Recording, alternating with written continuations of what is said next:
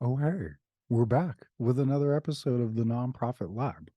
We launched our first episode back in May, and it's been a big year for our podcast. So we thought we'd start by sharing some quick updates, beginning with fun facts from our year end Spotify Wrapped summary.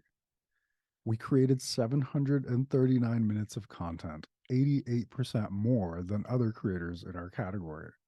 Our podcast was in the top 15% most shared globally.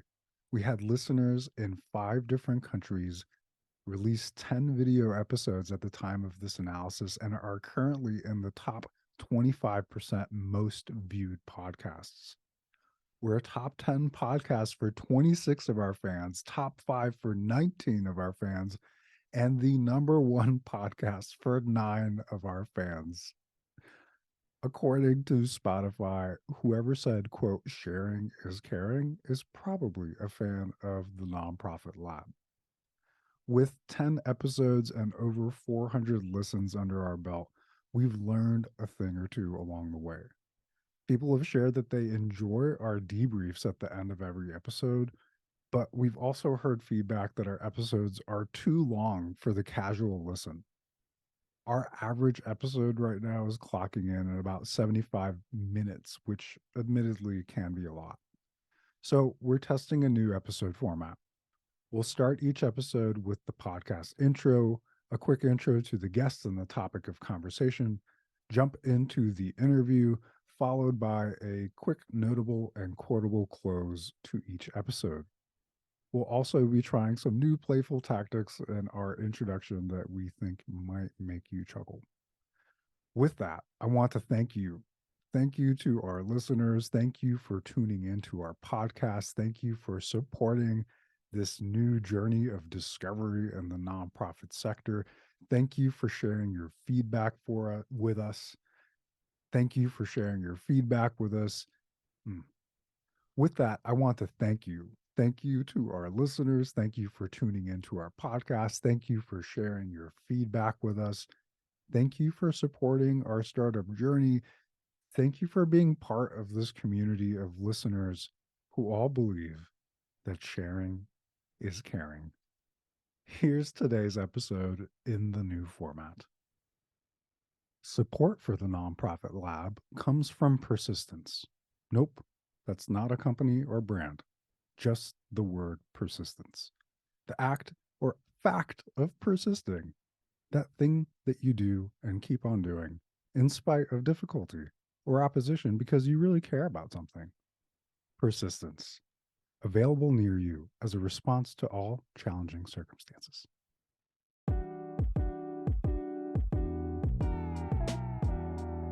Welcome to the Nonprofit Lab, a podcast dedicated to the ongoing discovery of how we can all be a part of bigger social change through the lens of the nonprofit sector. I'm your host, Puya Porak. I'm an industrial engineer, human-centered designer, and CEO of MatchNice, a social impact tech startup with a mission to connect the nonprofit ecosystem and maximize social impact. Thanks for joining us on our startup journey as we look to uncover and shake up the status quo in the world of nonprofits. Today, I chat with Rhea Wong. Simply put, she helps nonprofits raise more money. Though she has deep experience with institutional, corporate, and event fundraising, she is passionate about major individual donors and helping organizations to establish individual giving programs.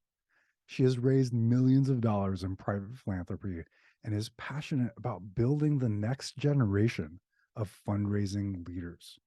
She has become a leader in the New York nonprofit community and is a frequent educational commentator in the media. She has been recognized with the SmartCEO Brava Award in 2015 and New York Nonprofit Media's 40 Under 40 in 2017. Rhea runs her own nonprofit consultancy, Rhea Wong Consulting, is the author of a book called Get That Money, Honey, the No BS Guide to Raising More Money for Your Nonprofit. She's also the host of the Nonprofit Lowdown Podcast, which has over 200 episodes. And we're really excited to share all of the insights from our conversation with you. We uncover her journey as an executive director turned nonprofit fundraising consultant, author, podcast host, and start our conversation with how her experience as a stand-up comic relates to nonprofit fundraising.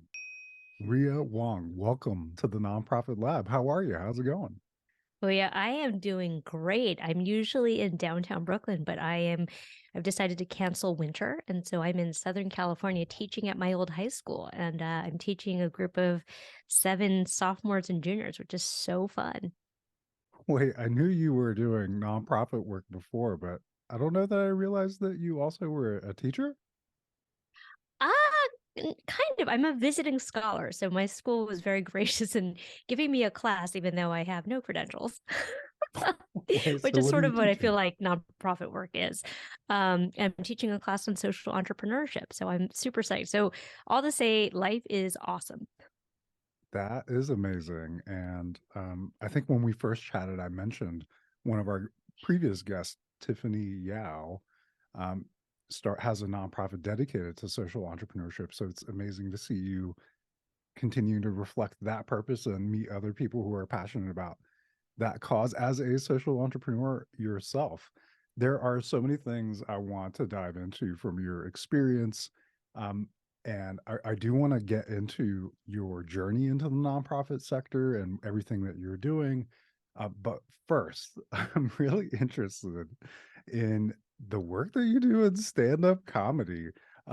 What's that journey been like? Do you have any relation to Ali Wong? And Okay, well, as you can tell, Allie totally bit my style with the glasses. Actually, the funny thing is, we're both from San Francisco. She's a little bit younger than me, and I feel like our paths should have crossed. So I think we know people in common. But what's so funny is, when you see someone and you feel like you know them. And so I think earlier this year it came out that she and her husband were getting divorced. And literally my reaction was like, oh, Allie, why didn't you tell me? Why didn't we know? Like as if we were really friends. So no, unfortunately, I am not actually related to Ali Wong, but I feel like we're spiritual sisters. Um, the stand-up comedy has nothing really to do with the nonprofit work. I've just always been a fan of comedy. So back in 2019, I set a goal for myself that I would do a stand-up routine, a tight five, as they call it. And at the end of 2019, it was November, and I was like, oh, I haven't done it yet. I'm a big, planner, goal setter. So I took a comedy class. It was just a 3 set class, and the final project was to do a tight five. And it was terrifying and amazing, and I got totally hooked. So up until the pandemic, I was doing stand up, open mics every week. So I have bombed all over downtown Manhattan and downtown Brooklyn. But I will say how it's connected to fundraising is once you've bombed in front of a group of people who don't laugh at your jokes, you're totally bulletproof. Like you can ask for a huge gift because the worst thing that you can imagine has already happened, which is you've bombed on stage. Actually, the worst thing that ever happened. Sorry, this is a very long-winded story. I did my set in San Francisco where my family lives, and it's like not, a not safe for work kind of situation. It's a little spicy. So I'm telling like dirty jokes in front of my parents, my brothers, my best friend, their parents, and my born again Christian aunt. And I was like, oh man, this is like the nightmare is complete. So look, if you can tell dirty jokes in front of your parents and your born again Christian aunt, like nothing is scary. well, I respect and admire that. And the reason I asked that question was because I saw the direct connection, the courage that it takes to stand up on stage, to put yourself out there, to be willing to face rejection, to take feedback, to improve. Those are all qualities that social entrepreneurs, entrepreneurs in general, have to have, especially for nonprofits as well, those that are making the ask. And it's trial and error. As Yep. someone who's in the world of fundraising for my own startup, I can very much relate to that, like Mm-hmm. building the muscle of facing rejection and being Yep. able to bounce back quicker and stronger and improve continually. So I do think that your skills in the stand up stage actually have a really strong connection to what we're about to talk about around fundraising Yeah. and nonprofits. Yeah, for sure. I mean, as you know, but your listeners may not know, is I teach people how to do major gift fundraising. And I think so much of it is getting comfortable with the quote unquote failure. But I really think you win or you learn, right? Like you don't really lose. And, you know, not taking it personally is a big piece of it. Like if you reframe the whole process of fundraising as the win is the ask, and emotionally separate yourself from whether it's a yes or a no, because ultimately that's not up to you. It's not your decision to make.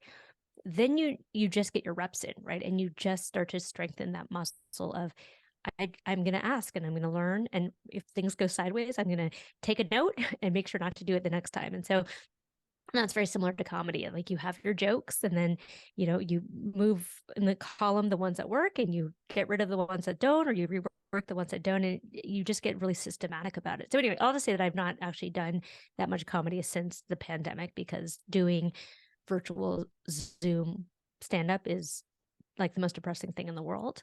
But I think it's the instinct and willingness to keep trying that is common to both comedy and fundraising. Yes.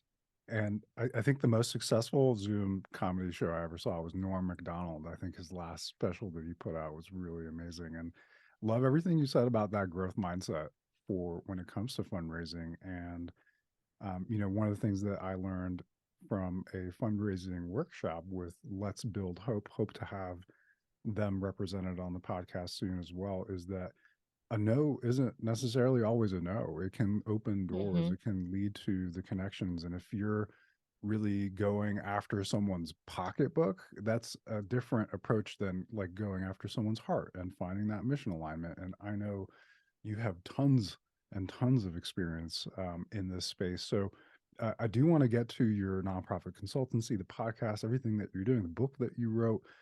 But let's take a step back. How did you even find yourself working in the nonprofit sector? What is it that drew you into the space? What's your journey Oh, to that's this such a point? funny story. So I graduated college in the early 2000s, and I I thought I was on my path to a career in journalism. So I had done all the, I was editor in chief of the paper, and I had done the internships and whatever. But mind you, this is the early 2000s, and I was working at a print magazine, and I was just like, I feel like this internet thing is not a passing fad. Like it's probably not going to go away. And I'm feeling that, seeing the writing on the wall, I'm feeling like print journalism is probably not the future. So I decided to make my fortune in nonprofit. um, but really how it went is I actually called up this organization called the Breakthrough Collaborative that I had been a part of as a kid, as a middle school kid. And I literally just called them to see if they needed any volunteers. And it turned out that they had an open position for a program assistant. So I was like, all right, sure. So as happens in nonprofit, you stick around long enough, they give you more and more responsibility. So I was running national recruitment campaigns at 30 colleges around the country at the age of like 23, because I just stuck around long enough.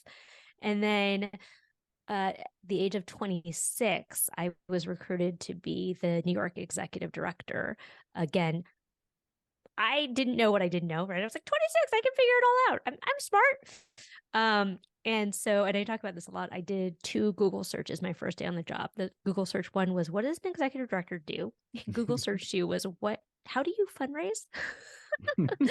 And I feel like so many of us in the sector have that experience of being accidental fundraisers. Like you stick around long enough, they'll give you the top job. And what I find so crazy in our sector is that we put people in these really important positions trying to solve some of the most intractable problems in our society with very little training, very little support, very little expertise.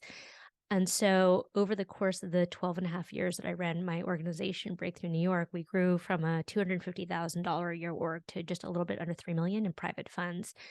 And for my next phase of my career, I just thought like, wait, I'm smart. Why did it take me 12 years to figure out how to do that?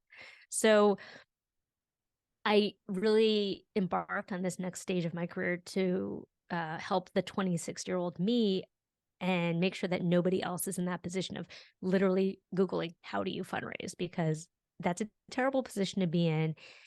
And frankly, we don't have time for people to just figure it out I want them to get the resources that they need in order to make impact happen as quickly as possible. Well, thank you for being part of that movement, because part of the discovery we've had in our market research and on this podcast is there are many status quo practices in the nonprofit sector. And I think we discussed this, and there's a history leading up to why we are where we are today, including, the advent of the professionalization of the nonprofit sector. And, one of the things that we've identified is that many nonprofits, including kind of my experience in the sector, is similar to yours. Is it's Googling, it's figuring it out. And how do we move from that space of feeling like you're just kind of like digging around and trial and error to a best practices approach, taking paths to fundraising that are proven and accelerating that growth and the skills and the ability. I don't think there's any way around, like, you don't just become a great fundraiser overnight, but there are things that you can be doing to accelerate your growth and path. And um before we switch gears into your expertise in helping nonprofits do that, being an executive director at 26, Breakthrough New York, what's the mission of Breakthrough, and what was your experience being the ED? Like, what is the experience that you had there? Like, how has that translated into the work that you do now? Yeah. So the mission of the organization is a twofold mission. On the one hand, we support kids from under-resourced backgrounds to enter and thrive and graduate from competitive colleges with the idea of breaking the cycle of poverty. And on the other hand, we are trying to inspire young people to enter careers in education. So it's a students teaching students model. I mean, I had to tell you, it was, I've heard this term before, it was the longest, shortest time. It was an amazing ride over 12 years. I feel like I had 3 different eras though, because as you know, in the beginning with the startup phase, the challenges that you have are different than when you're growing, and a little bit different when you're kind of more established. And so, I mean, even though technically it was one job, I feel like it was 3 different jobs. And then, what's so funny, as I was growing, I just always had this idea of like, at some threshold, everything will be great, right? In the beginning, it was like, once we have $1 million a year, everything will be great. And then I hit the million, and then it became, well, when we hit 2 million, everything will be great, right? It's just different problems at different stages. And it's a different flavor of problem. But I mean, first of all, frankly, at 26, I had no business running this organization in retrospect, but I am so glad that I was given the opportunity, because I think it was the greatest experience of my life. I mean, I grew a lot. I learned so much. I failed a ton, and I had the opportunity to work with such amazing people and really contribute to, the pathway of young people who will go on to affect thousands of other people in their lives, right? So it's kind of that ripple effect of, I was able to affect this one kid, and they're going to go on to do all these amazing things. And so it was actually quite funny. I'm back at my high school. I sent 2 of our students here, and I was bumping into a couple of teachers who knew them, and universally, they thought that both of them were amazing kids who are doing amazing things. So it was the greatest privilege of my life, and it was really, really hard. And I think I heard you say that you were also part of the program growing up. The nonprofits that I've been magnetized towards and attracted to are youth sports nonprofits, because sports were such an integral part of my coming of age story, and taught me so many things. And I think that's a common thread that I'm seeing with nonprofit leaders as well as donors, right? Like, we want to give back to the things that helped us in so many ways. And I love that you were able to and are continuing to do this extra work to give back in your own way. And I also love what you said about, different chapters, different problems, and that it's this ability to adapt. I'm curious, what were some of the challenges when, you were at 250,000 versus when you were at the multi-million-dollar level? Yeah, I'm so glad you asked that, Puya, because I think this is a problem, especially for founders. So technically, I wasn't a founder, but I was sort of a quasi-founder. And a lot of times I see founders start an organization because they're super passionate about something. I call it, hugging the panda bears. Like you really wanted to hug the panda bears, right? So when you're a small nonprofit, you're doing all the things because you don't have the staff and you don't have capacity. Where I see a lot of people stumble is as they grow, they still want to function as if they're in startup, and they haven't understood that they need to be a different kind of leader for the next stage of the organization. And what that means is you then have to get really good at managing and delegating. So you don't get to do the thing anymore. You get to supervise people doing the thing. And I think that's really hard, particularly for founders, because the initial impulse and passion for them was hugging the panda bears. And so I think that gets to the idea of professionalization, where we've heard this term founder syndrome. I think the founder syndrome is the resistance that many, not all, but many founders feel in changing their relationship and orientation to who they are in the organization. Like, you should not be hugging panda bears. You actually should be out fundraising. Like, that's what the job is. And the failure or reluctance to do that means that many organizations will suffer because the head, the ED, the founder, whomever, is uniquely positioned to be the face of the organization and to develop relationships on behalf of the organization. But if what you're really wanting to do is hug the panda bears, then no one else is doing that other stuff of bringing resources in. Long-winded way of saying, I forgot what the question was, but different stages of growth require different things from leaders, and it can be the same leader, but that leader also needs to invest in development and growth and coaching for themselves in order to be the leader that can lead the organization at the next stage. And if you don't do that, you're really ultimately going to stunt the growth of the organization. Yeah, that's a really great summary of just the overall founder challenge and scaling your own skills as your organization scales. So the original question was, what were some of the challenges that you had at the $250,000 level Ah, versus like the multi-million-dollar thank you level? for, yeah. So, I mean, at the 250 level, it's a lot of the common challenges, I'm sure, as a startup you experience, which is like too many things to do, not enough people to do it, right? At the million and 2 million mark, it was really about managing complexity and how do I upskill myself so that I can both, deal with more sophisticated, complex budgets and financial projections and management issues and HR issues and marketing. And so I think it was about, just as they say, higher grade of problem or champagne problems, as we might say. So like when we were a tiny little organization, I never had to worry about signing a lease on office space. Like we were just stuffed in a closet somewhere. I never had to worry about, processes around purchase orders or, you know, recruiting bigger board members or, multi multi-year contracts with different funders, right? So it just, as the complexity grew, I it required different things of me, and frankly, stuff that I wasn't really good at or that passionate about. So I think the other thing as a leader in a growing organization is getting comfortable with letting go of control, because I like to have control. I think a lot of us have like to have control, and when you're a small organization, you can have control over most of the apparatus.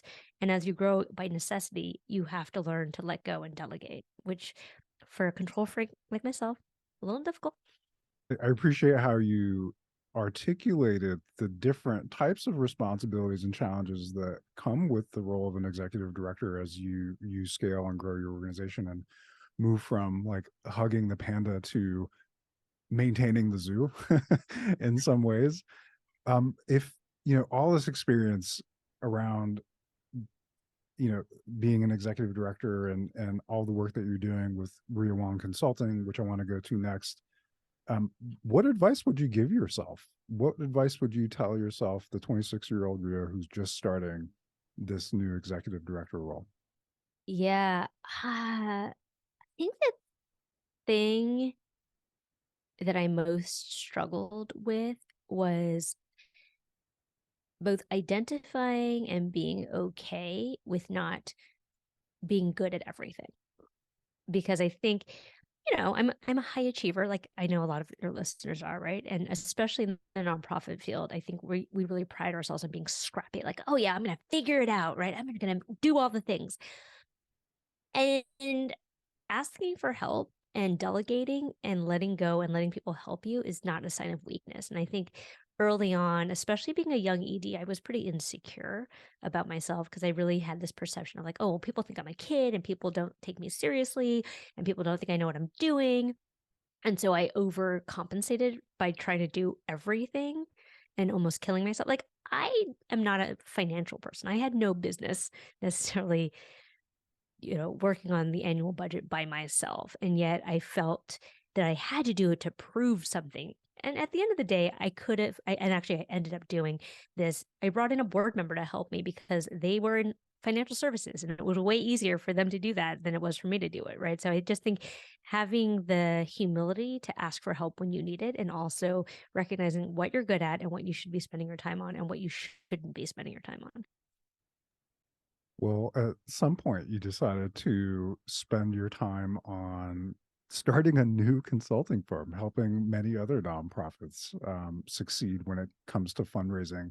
Tell us about Rhea Wong Consulting, the journey of actually starting that up and how you got going, and what kind of work and services that you provide in the sector. Yeah, I wish I could say that it was a plan from the get-go, but basically what happened was in 2017, I left after 12 years just because I felt like I had, I'd done what I intended to do. And I was tired and I thought someone else needed to come in with a new vision. I ended up joining a tech firm for 2.5 months and realized quickly that that was not my jam. And so I ended up kind of drifting for a while. And it was the first time I'd ever not had the next step. Right. So I had a summer vacation, which was fantastic. I was a lady who lunched for about 3 months, which was great, but also not. I was working on a startup idea. And then I ended up taking on projects from friends of mine because I have obviously lots of friends who are EDs, and they're like, oh, you have some free time?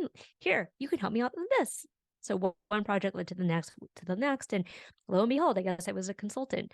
And then in the middle of the pandemic, I pivoted my business to focus really on fundraising because the top two problems any ED has is fundraising and staff.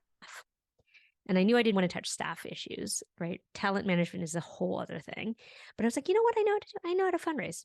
And I know how to talk about money. And I like talking about money. And I think so many executive directors and development directors are put in their jobs without really being trained or being really even being comfortable about money. And I'm like, that's literally your job. You need to talk about money. And so I think my beta group was in the summer of 2020. I started with a group of 12 people and I charged them a very small amount of money to participate in this group coaching program I put together. And now I'm recruiting for my 8th cohort. So we're launching the 8th cohort in early March.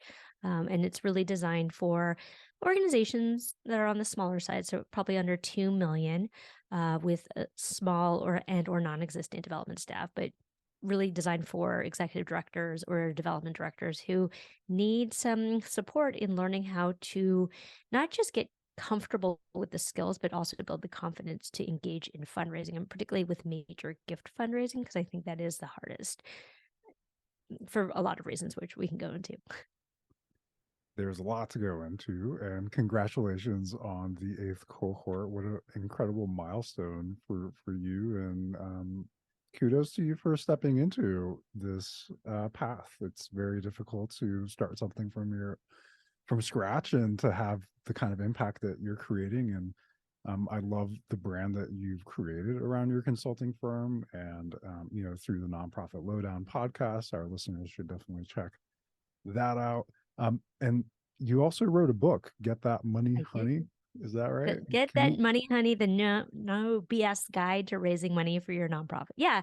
I mean, Puya, I'm just on this mission, I think, to demystify fundraising, because I think a lot of people are really intimidated by it, or think it's scary, or think you have to have some kind of special magical power to do it. It's really like anything else. It's a skill that you practice and you can build. And certainly there are some best practices. Certainly there are things that you should think about as it pertains to things like marketing and market research and board management and so forth. But it's not rocket science. And so I really created this book for people who couldn't participate in my programs, because my programs are, not an insignificant investment. But for $15, you can learn everything you need to know, at least enough to be dangerous. What are some of the most common challenges that you see nonprofits facing, having gone through this many cohorts? Like, what are the biggest like issues, Oh the yeah, how much time do hangups, we have? the points of confusion? Yeah, so many things. So number one, I would say unpacking your own relationship to money, because I think a lot of people have lots of feelings, lots of emotional experiences of money that are largely negative. So I think that's what we start. The second is the assumptions that we make about people who have money. Like, we have stories that we tell ourselves about, well, rich people are like this or like that, or they're meaner, they're kinder, they're different than me. People are just people, right? They just happen to have more money than you. The third is, I think in our sector, we have a deep scarcity mindset. And because of that scarcity mindset, we get into our own heads and we get transactional and we treat people like they're walking checkbooks. So when's the last time that you've ever been psyched about being treated like a walking checkbook? My guess is probably never, right? So getting people to understand that the heart of fundraising is really about relationships, is really about the work. It's not about power. It's not about convincing someone to do something. It's not about strong arming. It's about inviting somebody to be part of something that is bigger than us. And listen, if someone does not want to be invited, it's okay. It's not personal. I always talk about it like a party. No one is ever offended by being invited to a party. But if people do come to your party, you want to tell them what to bring. And I think bringing kind of a lightheartedness to it is really helpful, because people approach it with such dread and such anxiety and, such a fear of rejection. And it's like, shake it off. We're just connecting. And not everyone is going to want to be your friend. That's okay. There are lots of people in the world. Oh gosh, yes. We talked about the different status quo practices, and one of the first topics I presented to you was kind of helping the sector shift from a scarcity mindset to a more abundance mindset when it comes to fundraising, programming, partnerships. So it's great to hear you kind of echoing that and bringing that shift into the curriculum and the training that you're providing. Um, and the other thing that you said, the first thing you said was interesting, that changing nonprofit perspectives, relationships with money. Now, I presented to you a status quo where I said we should move from a donor-centric model to an impact-centric model, and you were like, Puya, like, we do need to stay donor-centric. I would change that to shifting from a money-centric model to an impact-centric model. And I agree with you. Like, I think it's very, very important to think about our donors not just as checkbooks, but as people. Like just consider yourself, right? Most of us have been donors to a charity or cause we care about at some point. Can you expand a little bit on the that shift in perspective around the first point you made with kind of changing the view on money for nonprofits? Yeah.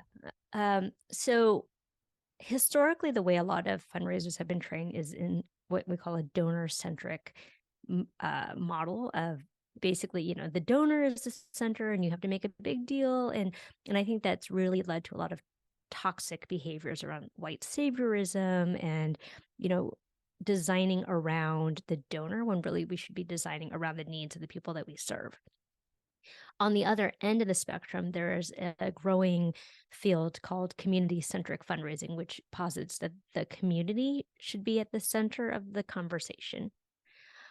I actually think that there's a middle way here, which I'm calling empathy-centric fundraising, which is everybody has a role to play in the work that we're trying to achieve. No one person is more important than the other.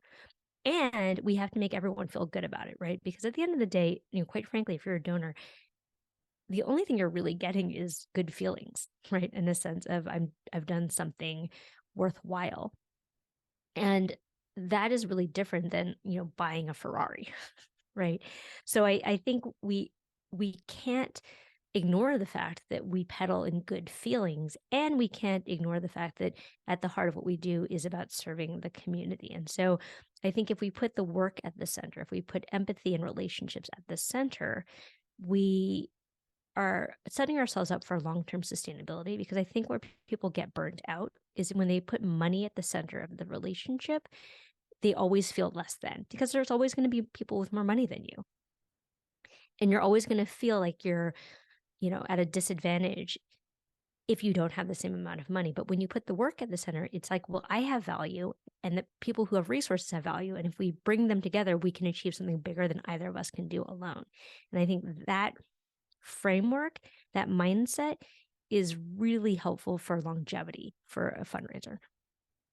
I couldn't agree more. And it's really interesting to hear you talk about donor centric, the kind of community based approach, and finding this middle ground. And I've had that same evaluation. As a human centered designer, I still lead some part time consulting work for state and local health and human services government, where my role is to listen to the whole variety of stakeholders, make everyone feel like they're heard.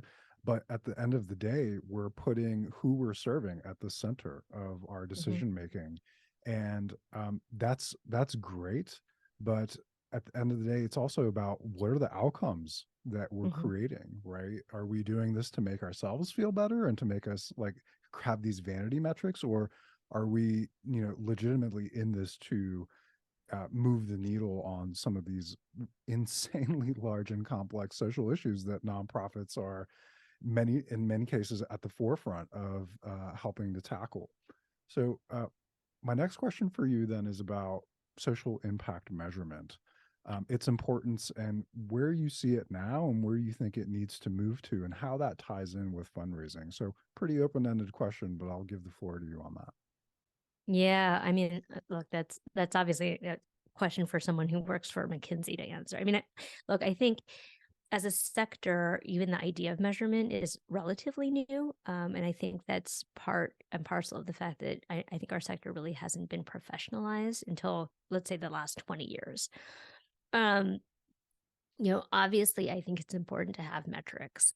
The challenge that I see is that for many nonprofits, the ways in which they measure impact are really, really far in the future. For example, with my organization sending kids to college, the theory of change there is that they'll go to college, they'll get better paying jobs, therefore they will break the cycle of poverty, and their children will have better outcomes in every generation successfully. Well, that's like a 6-year span. Like, I don't know that that's actually going to happen. There are, sub milestones in between that. But so I think that's the one challenge, which is these longer term systemic impacts that you're hoping to have. I think obviously having metrics and demonstrating impact is really important, especially for funders, because at the end of the day, I want to know, what did you do with my money? Like, what change happened in the world because of the donation that I gave? That being said, though, I think people often make the mistake of leading with the numbers and not leading with the story. I think the heart of fundraising is storytelling. We use the numbers to back up an emotional decision that we've made, by and large, especially when it comes to individuals. And so I think we also need to make the work that we do meaningful in a really personal way. Like, tell me the story of this one kid who went to college. Tell me the story of the one penguin you saved, right? And then use that as a way to illustrate the broader work. But if you come at me with numbers, like, I'm not going to react to numbers the same way I'm going to react to a story. So I think it's a both and. It's, you must have the story and the narrative, which really stimulates the emotional center of the brain, and you also have to make good numerical sense. Yes, the qualitative and the quantitative together. And if there's anything I've learned about impact measurement, is that it is there's no one definition that works for everybody. And there are many Hmm. different levels of magnification around impact measurement. You could go down to the level of exactly who you're serving and the impact, like their feedback for your program. Like, let's say Hmm. it's a homeless shelter, and you can, get those qualitative stories of the support and what it meant to the people that you're serving. You can, do activity counting of sorts to say this is how many bowls of soup that we've served, or how many Hmm. beds that we've filled. But then where it gets really tricky is then, like, zooming out even further to say, how is the Hmm. work that we're doing supporting this mission to end homelessness? And, Yeah. like, mix in state, local, federal laws, policies, all of that into that mix, many different metrics across, different nonprofits and what we're focused on. Throw in the United Nations Sustainable Development Goals, this Social Progress Imperatives Index. There's so many different metrics to look at, and one of Yeah. the biggest challenges I see is, like, how do we get the sector to, like, have a unified field of view around these Well, metrics and the work that we do and how it rolls up. yeah. Well, Puya, if you can solve that problem, then you're smarter than I am. I mean, I think it's twofold, right? Or it's multifold, but two things I see is number one, I think because many folks who are in the nonprofit sector don't have the background of evaluation or kind of like that business background, even teaching them about it is a bit of a, there's a bit of a gap there. And then the second piece is the emotional piece of nonprofit, right? Because I think because it is so heart driven, sometimes it's really hard to divorce the emotional from the straight business sense of things, right? So, like, you can't tell somebody who started an organization to hug panda bears that maybe hugging panda bears is not the thing. Um, so, no disrespect to my nonprofit colleagues, like, I think passion is what gets us out of bed in the morning. And I think we have to marry that passion with, numbers and business sense. Because look, any corporation out there, the minute a product line isn't going to be profitable, they cut it. So I think there has to be something between continuing to do something just because we love it if it doesn't make good business sense. Right. And this kind of gets to what I see as two sides of the same coin around impact measurement. One, it's what we've been talking about. It's showing the progress, the impact, the, as we would say in business, the traction that you're making on these social endeavors. The other side of it is putting a mirror up to yourself. Like, is what we're doing Mm-hmm. actually making the impact that we want it to make? Is there Yep. something we could be doing better? Should we, is Yep. what's working really well, right? And Yep. it's having the frameworks to evaluate that. And in a lot of cases, the qualitative feedback is enough, right? Like, you don't need some Yep. fancy index composite metric that's made up of 5 different things. Just talk to the people you're serving and your Yep. volunteers and the staff. But um, you know, I think the ethical perspective of measurement is very imperative. Rhea, you've been so generous with your time, and we could talk for hours longer, I'm sure. I have just one more question for you. Yeah, absolutely. What do you want your lasting legacy to be? I've thought about this. I want people to say that their lives have been better or that the world was a little bit better because I lived on the planet. And the risk of sounding self-aggrandizing, I think that I've already achieved that. So, um, I think adding a little bit more joy to the world, helping people to achieve what they set out to achieve, it's really what drives me. Well, thanks for sharing that purpose with me today. It's definitely brought a smile on my face and cornerly in my heart. Cornerly, Oh, is that a word? Cornerly, I you don't just know. made it up. You I can don't know. make it a word. Rhea, thank you, thank you so much for your time and joining. And Thank you so much, Fulia. This has been so excited to fun. catch up And with we're you again. Yeah, and we'll have to have you on my podcast as well. Yes, I look forward to that. I hope you have a great day. In the meantime, take care. Thank you so much. Take care. Well, that wraps up episode 11, a new episode with a new format. We'd love to hear what you think. Let us know your thoughts, and we'll keep taking your feedback to improve our show. Here's a quote to close us out, as in every episode, and it has a lot to do with the fundraising approach that Rhea emphasizes. Antonio Damasio said, "We are not thinking machines that feel, we are feeling machines that think." Be sure to check out Rhea's podcast, The Nonprofit Lowdown. Check out her book, Get That Money, Honey, the No BS Guide to Raising More Money for Your Nonprofit, and her nonprofit consultancy at rheawong.com. That's RHEAWONG.com. With that, thanks for tuning in. Thanks again to all of our listeners for helping us to get to where we are. And don't forget to like, subscribe, rate our show, and share it with your friends and family if you enjoy the content. And as always, be well.